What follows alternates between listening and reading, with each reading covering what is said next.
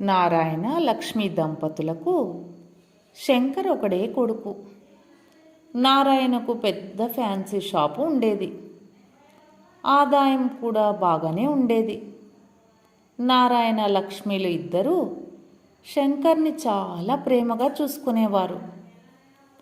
శంకర్ పసివాడుగా ఉన్నప్పుడు అతని బాగోగులు చూసుకోవడానికి ఒక పెద్దావిడను నియమించారు. ఆ పెద్దావిడ కూడా శంకర్ని చాలా ప్రేమగా చూసుకునేది. సమయానికి పాలు, బిస్కెట్లు, అతనికి కావలసిన అవసరాలన్నీ కూడా తీర్చేది. రాత్రి సమయంలో మంచి మంచి కథలు చెప్పేది. అతని ఆలన పాలన మొత్తం తనే చూసుకునేది. అల్లారు ముద్దుగా పెరిగిన శంకర్కి బద్ధకం ఎక్కువైంది. పని చేయాలంటే నీరసం వచ్చేది. కానీ అతనికి తెలుసు, తాను పెద్ద అయితే తండ్రి షాప్నంతా తనే చూసుకోవాలి అని. అందువల్ల శంకర్ పెద్దవాడవుతున్న కొద్దీ అతను చాలా దిగులు పడుతున్నాడు. చిన్నప్పుడు అతనికి పెద్దావిడ చెప్పిన కథల్లో స్వర్గం గుర్తుకు వచ్చింది. స్వర్గంలో ఉంటే పని చేయనక్కర్లేదు, చదువుకోవాల్సిన అవసరం లేదు, హాయిగా తినొచ్చు, రోజంతా నిద్రపోవచ్చు అని శంకర్ అనుకుంటూ ఉండేవాడు. రోజులు గడిచే కొద్దీ శంకర్కు స్వర్గం పోవాలనే కోరిక ఎక్కువైంది. స్వర్గం వెళ్ళాలంటే చనిపోవాలి. అందువల్ల శంకర్కు చనిపోవాలనే కోరిక కలిగింది. శంకర్ మానసిక స్థితి గమనించిన అతని తల్లిదండ్రులు చాలా బాధపడ్డారు. అతన్ని ఎంతోమంది డాక్టర్లకు చూపించినా ప్రయోజనం లేకపోయింది. తాను చనిపోయినట్లుగానే భావిస్తున్నాడు. సరిగ్గా తినక చిక్కిపోతున్నాడు. శంకర్ వాళ్ళ అమ్మ ఇలా అంటుంది, నాన్న శంకర్, లేచి స్నానం చేయి, చక్కని బట్టలు వేసుకొని పాఠశాలకు వెళ్ళు అని అంది. అమ్మా, నేను చచ్చిపోయాను, చనిపోయిన వారు బడికి వెళ్ళరు అంటాడు శంకర్. లక్ష్మి గుండె తరుక్కుపోయింది. శంకర్ తండ్రి ఇలా అంటాడు, ఓరే శంకర్, బడికి పోవద్దు, లేచి నీ మిత్రులతో ఆడుకో అన్నాడు. చనిపోయిన వారు ఆటలాడరు నాన్న అంటాడు శంకర్. ఎన్ని రకాలుగా బ్రతిమలాడినా శంకర్ ఆలోచనలో మార్పు రాలేదు. అతడు చనిపోయాడనే భావిస్తున్నాడు. నారాయణ అనేక రకాల వైద్యాలు చేయించాడు. శంకర్ పేరిట అనేక పూజలు, యాగాలు చేయించాడు. వేలాది రూపాయలు ఖర్చు పెట్టినా శంకర్ పరిస్థితిలో ఏమాత్రం మార్పు రాలేదు. ఆ సమయంలో ఆ నగరానికి లాల్ అనే ఒక డాక్టర్ వచ్చాడు. నారాయణ వెళ్ళి ఆ డాక్టర్ను కలిశాడు. తన కుమారుని పరిస్థితినంతా వివరించాడు. లాల్ నారాయణ ఇంటికి వచ్చి శంకర్ పరిస్థితి చూశాడు. శంకర్ చిక్కిపోయి ఉన్నాడు. మంచంపై కదలకుండా దాదాపు శవంలాగా పడుకున్నాడు. డాక్టర్ శంకర్ను పలకరించాడు. బాబు, ఎందుకిలా పడుకున్నావు? నీకే జబ్బు లేదు, హాయిగా లేచి తిరుగు, నీ ఇష్టం వచ్చింది తిను అన్నాడు. అప్పుడు శంకర్ ఇలా బదులిచ్చాడు, నేను చనిపోయాను, చనిపోయిన వారికి ఏ రోగము రాదు, శవాలు తిరగవు అంటాడు. డాక్టర్, అలాగా, సరే, నీకు ఇష్టమైన యాపిల్స్ తెచ్చాను, తిను అని డాక్టర్ శంకర్కు యాపిల్ ముక్కలు పెట్టాడు. శంకర్ యాపిల్ ముక్కలు తిన్నాడు. డాక్టర్ ఇలా అన్నాడు, బాబు, యాపిల్ ముక్కలు ఎలా ఉన్నాయి అని అడిగాడు. బాగానే ఉన్నాయి అన్నాడు శంకర్. అప్పుడు డాక్టర్ ఇలా అంటాడు, చనిపోయిన వారు ఏమీ తినలేరు, మాట్లాడలేరు. నీవు తింటున్నావు, మాట్లాడుతున్నావు కదా, కావున నీవు చనిపోలేదు, బ్రతికే ఉన్నావు అంటాడు. కానీ ఎన్ని మాటలు చెప్పినా శంకర్లో ఏ మార్పు రాలేదు. ఆ రోజు నుండి తినడం కూడా మానేశాడు, మాట్లాడడం మానేశాడు. పాపం లక్ష్మీనారాయణ ఇద్దరూ చాలా బాధపడ్డారు. కొద్ది రోజుల తర్వాత నారాయణ ముంబై వెళ్ళాడు. అక్కడ అతనికి విశ్వం అనే అతనితో పరిచయం అయింది. విశ్వం తెలుగువాడు, మానసిక శాస్త్రవేత్త. విశ్వంతో నారాయణ తన కుమారుని పరిస్థితినంతా చెప్పి తన కుమారుని ఎలాగైనా కాపాడాలని వేడుకున్నాడు. విశ్వం ఆలోచించి, అలాగే మీ కుమారుని మానసిక స్థితిని బాగు చేస్తాను, అయితే మీరు బాధపడకుండా నాకు సహకరించాలి అన్నాడు. నారాయణ సరేనంటాడు. విశ్వంను తన ఇంటికి తెచ్చాడు నారాయణ. విశ్వం శంకర్ను పరీక్షించి, ఇదేమిటి, ఇతను చనిపోయాడు కదా, శవాన్ని ఇంట్లో ఉంచుకున్నారేంటి, వెంటనే ఇతనికి దహన సంస్కారాలు చేయాలి అన్నాడు. శంకర్ ముఖంలో వెలుగు వచ్చింది. అతడు తండ్రి వైపు చూస్తూ కళ్ళెగరేశాడు. లక్ష్మి చాలా దుఃఖించింది. నారాయణ శవపేటికను తెప్పించాడు. శంకర్ జరుగుతున్న తతంగాన్నంతా గమనించి ఆనందిస్తున్నాడు.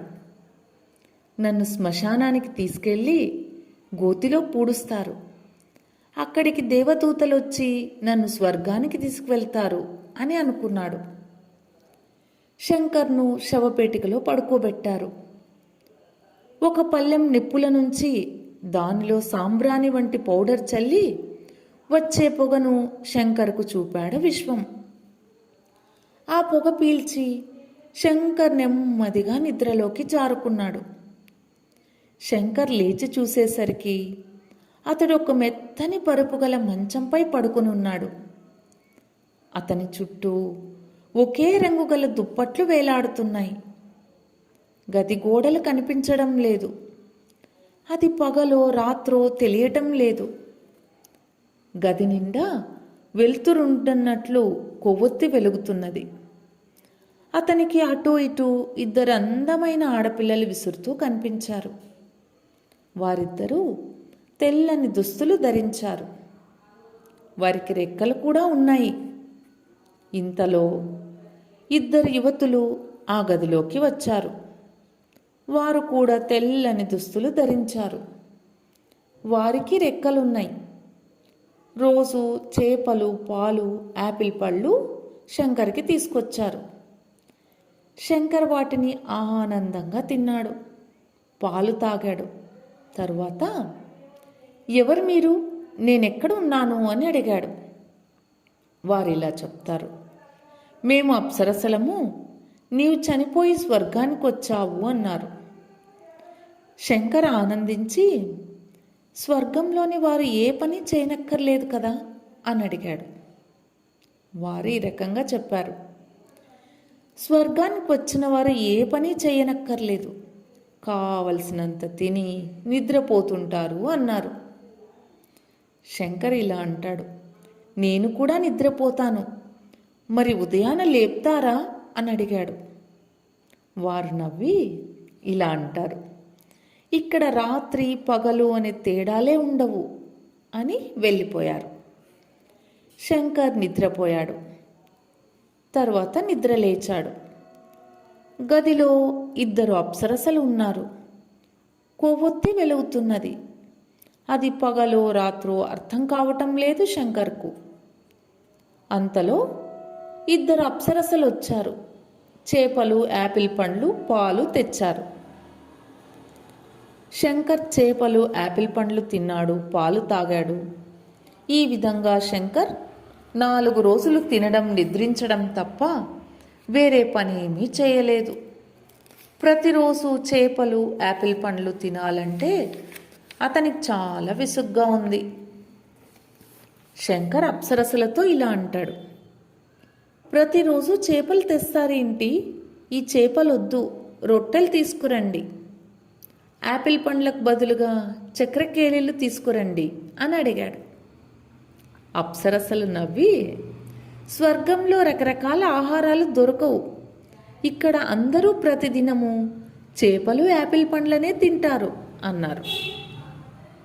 శంకర్ అయిష్టంగానే యాపిల్ పండ్లను తిన్నాడు. అప్పుడు అతనికి వాళ్ళ అమ్మ గుర్తుకొచ్చింది. లక్ష్మి అతనికి ప్రతిదినం రకరకాల తినుబండారాలు చేసి పెట్టేది. ఒకరోజు పకోడీలు, మరొక రోజు బజ్జీలు, ఇంకో రోజు లడ్లు, ఈ రకంగా రోజుకో రకం చేసి పెట్టేది. స్వర్గంలో ప్రతిరోజు ఒకే రకమైన ఆహారం తినాలంటే శంకర్కి ఇబ్బందిగా ఉంది. ఒకే చోట కదలకుండా ఉండటం వలన శంకర్కి విసుగ్గా కూడా ఉంది. అతనికి తరచూ అమ్మా నాన్న గుర్తుకొస్తున్నారు. అతడు అప్సరసలను మా అమ్మా నాన్నలను చూడాలని ఉంది అంటాడు. అప్సరసలు ఇలా చెప్తారు, అది కుదరదు, నీవు చనిపోయి స్వర్గంలో ఉన్నావు, వారు చనిపోలేదు కాబట్టి భూలోకంలో మీ ఇంట్లో ఉన్నారు అంటారు. పోనీ స్వర్గంలో ఉండేవారిని కలుసుకొని వారితో అన్న పరిచయం చేసుకుంటాను అంటాడు శంకర్. అది కూడా కుదరదు. స్వర్గంలో ఎవరి ఇల్లు వారికే కేటాయిస్తారు. వారు ఆ ఇంట్లోనే ఉండాలి. ఎవరు ఎవరితో కలవరు, మాట్లాడరు. అసలు స్వర్గంలో ఇంటి నుండి బయటకు వచ్చే పనే లేదు. హాయిగా ఇంట్లోనే తిని పడుకోవచ్చు అంటారు. శంకర్కు రోజు ఒంటరిగా ఉండటం విసుగు పుట్టిస్తుంది. అతనికి తన బడిలో మిత్రులతో ఆటలు గుర్తుకొచ్చాయి. అక్కడ మిత్రులందరూ ఆడుకుంటూ ఉంటారు. నేనిక్కడ స్వర్గంలో ఒంటరిగా ఉంటున్నాను అనుకున్నాడు. ఒకరోజు శంకర్ అప్సరసను ఇలా అడిగాడు, ఏదైనా పుస్తకం ఇస్తే చదువుతూ కాలక్షేపం చేస్తాను అంటాడు. ఆ అప్సరస, భలేవాడివే, స్వర్గంలో చదువుకునే పని లేదు, అది మీ భూలోకంలోని వారు చేసే పని. మీరిక్కడ ప్రతిరోజు బడికి వెళ్ళాలి, పాఠాలు వినాలి, వాటిని చదువుకోవాలి, తోటి పిల్లలతో ఆడుకోవాలి, పాడుకోవాలి, రోజుకో రకం తినాలి, సమయం ప్రకారం నిద్రపోవాలి, సమయం ప్రకారం నిద్ర లేవాలి. అబ్బో, చాలా పనులు చేయాలి. స్వర్గలోకంలో అయితే ఆ పనులేవీ ఉండవు. ఆనందంగా తినడం, కావలసినంతసేపు నిద్రపోవడం, అంతే అంటుంది. శంకర్, ఈ స్వర్గం కంటే మా ఇంటి దగ్గరే నాకు ఆనందం కలుగుతుంది. ఇక్కడ కేవలం తిని పడుకోవడం వలన చిరాగ్గా ఉంది. దీనికంటే బడికి వెళ్ళి చదువుకోవడం, మిత్రులతో ఆడుకోవటంలోనే ఆనందం ఉంది. స్వర్గానికి వచ్చిన తరువాత ఈ నిజం తెలిసింది అంటాడు. శంకర్కు ఇంటి మీద ధ్యాస మళ్ళింది. నిద్రలో తల్లి తండ్రిని కలవరిస్తున్నాడు. అమ్మా, మీరు వచ్చి నన్ను ఇక్కడ నుండి మన ఇంటికి తీసుకువెళ్ళండి. మీరు చెప్పినట్లు రోజు బడికెళ్ళి చదువుకోవడంలో చాలా ఆనందం ఉంది. ఎలా అయినా సరే నన్ను ఇంటికి తీసుకువెళ్ళండి అంటూ కలవరిస్తూ ఉన్నాడు. ఒకరోజు శంకర్ నిద్ర లేచేసరికి అప్సరసలు వచ్చి, మా దేవుడు చిన్న పొరపాటు చేశాడట, వేరే వారిని తీసుకురాబోయి నిన్ను స్వర్గానికి తెచ్చారట. నీకింకా ఆయుర్దాయం ఉన్నది. మళ్ళీ నిన్ను భూమిపైకి మీ ఇంటిలో దింపుతాం, వెళ్తావా అని అడిగారు. శంకర్ సంతోషంగా గెంతులు వేసి, వెంటనే మా ఇంటికి తీసుకువెళ్ళండి అంటాడు. వారు అతని కళ్ళకు గంతలు కట్టారు. అతన్ని ఆ ఇంటిలో అన్ని గదులలో అనేకసార్లు నడిపించి చాలా దూరం తీసుకుని వెళ్తున్నానన్న భావన కలిగించి తరువాత వాళ్ళ అమ్మా నాన్న గదిలో వదిలి అప్సరసలు వెళ్ళిపోతారు. శంకర్ కంటికి కట్టిన గుడ్డలను లక్ష్మి విప్పదీసింది. శంకర్ తన అమ్మా నాన్నలను చూసి ఆనందించాడు. ఆనాటి నుంచి సమయానికి భోజనం చేస్తూ బడికి వెళ్తూ చక్కగా చదువుకోసాగాడు శంకర్.